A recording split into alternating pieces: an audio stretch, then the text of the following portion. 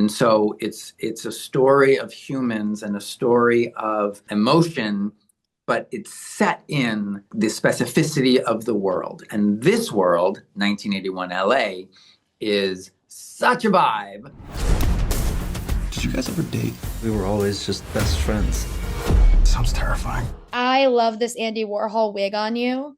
And so I wanted to ask, because it is like, I am that person who I started to be like, okay, well, are they supposed to be sort of like, and did the breakdown, but then was like, no, I don't, I'm wrong probably on every single human. But when you do have someone that has such this iconic look that people instantly are going to connect it to someone else, does that allow you to get to play a little bit more with a character, especially when people are going to already have kind of preconceived notions? So I think people are getting lots of different references from Steven's aesthetic. His hair is actually based on David Sylvian, who was the lead singer of the band Japan in the late 70s, early 80s. And I get great joy on my Instagram when people are like, David Sylvian. I'm like, yeah, you got it. But people are also, I think, getting some Warhol energy from the hair as well, and also a bit of Bowie energy. And so, you know, I think all of those references are right-headed, because Ryan's impulse, Ryan Murphy, when he called me to do this part, the first thing he said is that he imagines Steven is looking to the runways of Paris. He's looking to the music scene in London. He's looking to all of these kind of cultural references for his aesthetic. And so it feels right that people are then receiving that there are all these shards, pardon the pun, of cultural references in his presentation. And so if you're picking up Warhol reference and other, or even if it's not a reference that was intended from our end, your reading of reference into him is, I think, is success, aesthetic success. I can't say that. Aesthetic success. That's a hard one. That's a theater warm up if I've ever heard. That's one if I've ever heard. I wanted to talk to you about this because this is one of the first times that I've ever, well, no, not ever, because I did talk to Christian Bale himself, so I was allowed then. This is one of the first times where I get to talk about my love of American Psycho, and it makes a lot of sense to talk about it because because one, you were part of the reason why I got American Psycho the musical in New York, because you owned the theater that it was housed in. But also it is such an interesting thing to kind of know that Bret's work goes through so many different adaptation processes, whether it be a movie or a show like this, or even adapting it for stage and turning it into a musical that is campy and hilarious. It is so fun to kind of see how, as those things evolve, you pick and pull even from other adaptations. Sure. And this show, like, obviously the voiceover that is being heard as Bret Easton Ellis is very Patrick Bateman. And I wanted to ask, what is the process like, not only with just Ryan and, you know, I know Bret was part of this, but like figuring out when something is leaning too heavy in like references, or how did you guys kind of find the balance of what the Shards is as a series outside of the Bret Easton Ellis of it all? Well, this is the genius of Ryan Murphy.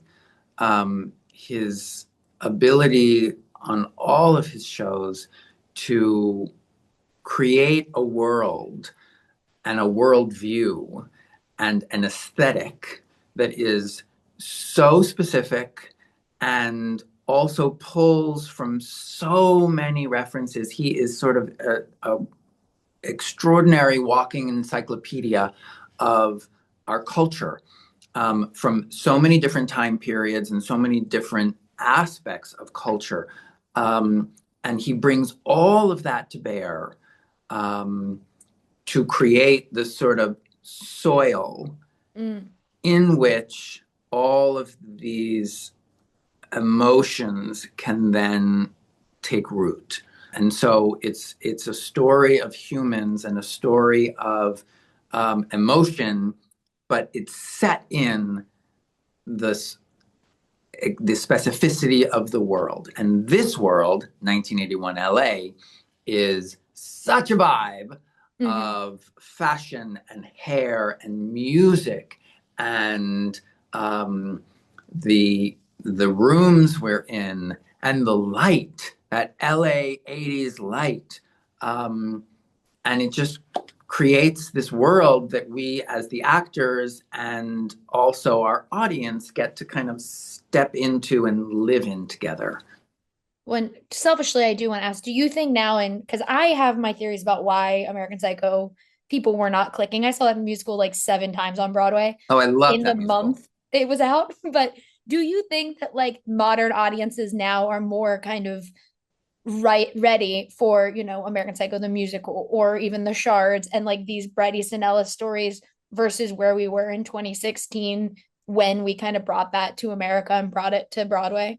I think that's such an interesting question.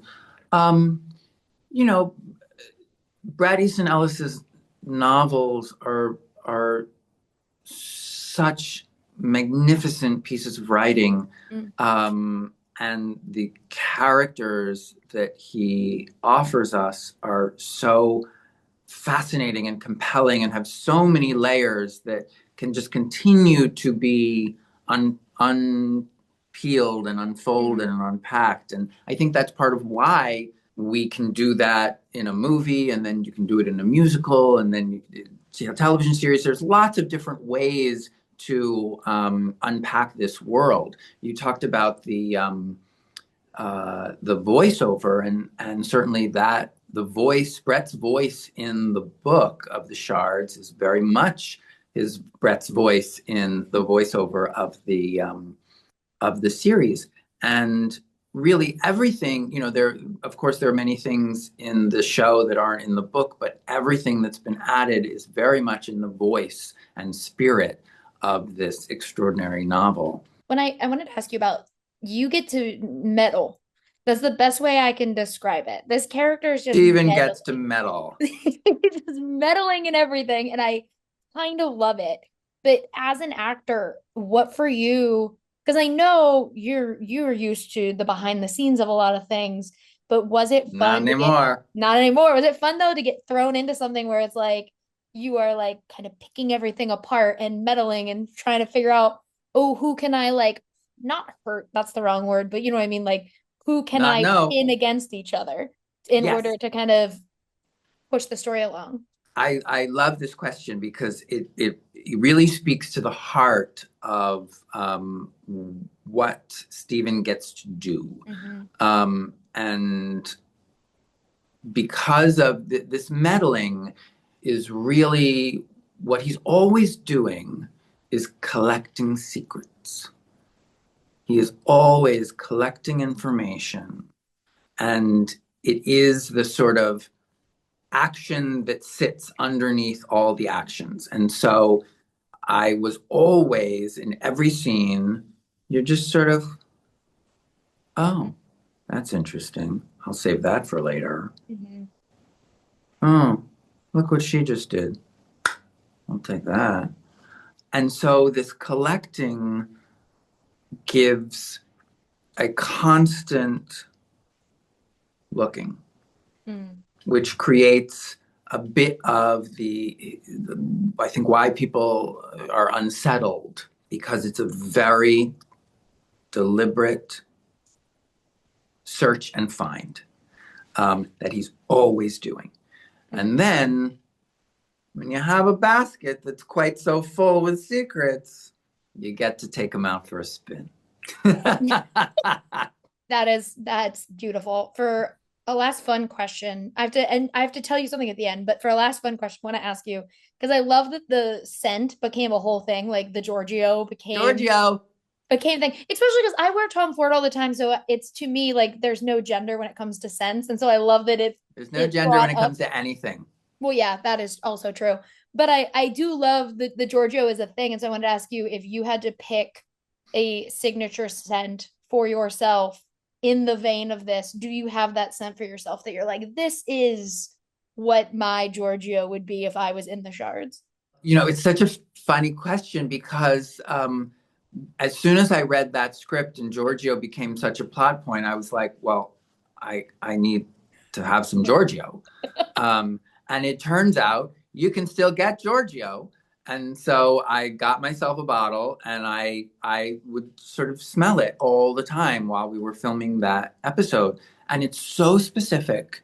And, I also, you can totally get why the dig of like, you sound like, you smell like an old lady, that Debbie throws at Steven and then Steven throws back, as Steven will always do. But it's I don't know, it was it's such a specific, and we talk about sense memory, and smell carries so many of our memories and references and sort of emotional experiences. And so getting to sort of apply all of that to this smell was, I don't know, it was really great. And I still take my bottle of Giorgio out every once in a while, and I'm like, oh yeah, there it is. There it is. That. I love what you said, because I was like, that's how I feel about Coco Chanel, because my mom used to wear it when she would leave the house, I could still smell it. And so I feel that way about that. But thank you for talking with me. I will leave you with this. To this day, it has haunted me because I was singing a whole song about Roger Bart at Hercules in the Delacorte, and I was making it up, and I looked, and then you're looking down at me and started laughing because I was just making up a song. And to this day, I was like, oh no, Jordan Roth just watched me make up a very embarrassing song and then just laughed at me, and I just like ran to the seat. Oh my God. Well, I can tell you that I was impressed and amazed by my wonderful Roger Bart song. But thank you so much for your time, and I can't wait for everyone else to get to see the rest of the season of the show. That's so kind of you. Thank you. And I hope you will continue singing about Roger Bart and many others. Maybe you'll make up a Steven song. I'll make up a Steven song. It'll be great. Okay, listen. Next time we talk, I want to hear the Steven song. Okay, Don't disappoint. I'll be working on it. I'll work on it. The girl is missing. What do you mean missing? There's something going on.